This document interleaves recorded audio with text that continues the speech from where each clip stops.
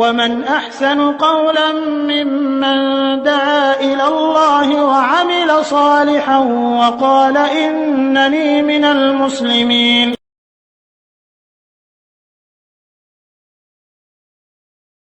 আসসালামু আলাইকুম রহমতুল্লাহ বারাকাতু। একবার প্রশ্ন করেছেন যে আমাদের নবীর নামের সময় হজরত শব্দ ব্যবহার করা যাবে কেন, যেমন হজরত মুহাম্মদ সাল্লাল্লাহু আলাইহি সাল্লাম, এটা ব্যবহার করা যাবে কি যাবে না, এবং হজরত শব্দটা অর্থ কি? জবাবে বলবো যে দেখুন, এই হজরত আমাদের অনেক ক্ষেত্রে বলা হয়, এবং যেমন মানুষদের কাছে হুজুর বলা হয়, রাসূল সাল্লাল্লাহু আলাইহি সাল্লামের ক্ষেত্রে হজরত বলা হয়।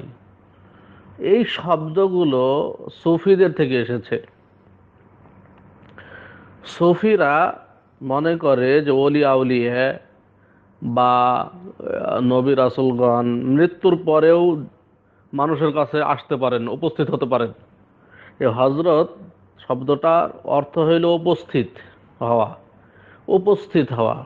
হজুর থেকে হজরত মানে যারা মৃত্যুর পরে উপস্থিত হতে পারেন মানুষের কাছে। যেমন মিলাদ মাহফিলে তারা কি করে, দাঁড়িয়ে যায়, তাদের ধারণা যে মুহাম্মদ সাল্লাল্লাহু আলাইহি সাল্লাম উপস্থিত হয়ে গেছেন। তো এটা এক্ষেত্রে তারা কিন্তু হজরত শব্দটা ব্যবহার করেছে, এবং হজরত শব্দটা উপস্থিতি, অর্থ হলো উপস্থিতি। তো এখানে এই শব্দটির উৎপত্তি স্থল কিন্তু আসলে ঠিক নয়, এটা ঠিক নয়, এবং এটা একটা বিদআতি উৎপত্তি হয়েছে। তো এই শব্দ থেকে আমাদের বেঁচে থাকাই উচিত, এই শব্দ থেকে বেঁচে থাকাই উচিত। তারপরেও এখন হজরত মুহাম্মদ সাল্লাল্লাহু আলাইহি সাল্লামের ক্ষেত্রে হজরত শব্দটি সম্মানের ক্ষেত্রে ব্যবহার করে অনেকে, এবং দেখা যাচ্ছে যে মানুষ সম্মান করে বলে। তো ইন্নামাল আমালু বিন্নিয়াত, নিয়াতের উপরেই সবকিছু নির্ভরশীল, নিয়াতের উপর সবকিছু নির্ভরশীল।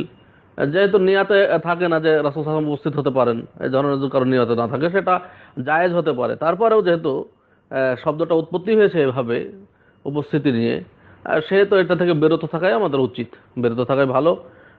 এই শব্দ না বলে, এবং হুজুর সবাইকে না, এগুলো না বলাই ভালো। যদিও মানুষ নিয়াতে এগুলো থাকে না, আমাদের যারা বিশেষ করে আহলুস সুন্নাহ ওয়াল জামাতের অন্তর্ভুক্ত যারা আকীদা পোষণ করেন তাদের নিয়াতে এগুলো থাকে না। তারপরেও অনেক সময় মুখে এসে যায়, যেহেতু আগে থেকে বলার একটা অভ্যাস মানুষের, বাংলা ভাষা এটা হয়ে আসছে বলে এসে যায়। তারপরে এটা থেকে আমাদের বিরত থাকার চেষ্টা করা উচিত, ভালো। আশা করি উত্তর পেয়েছেন। আসসালামু আলাইকুম রহমতুল্লাহি ওয়া বারাকাতুহু।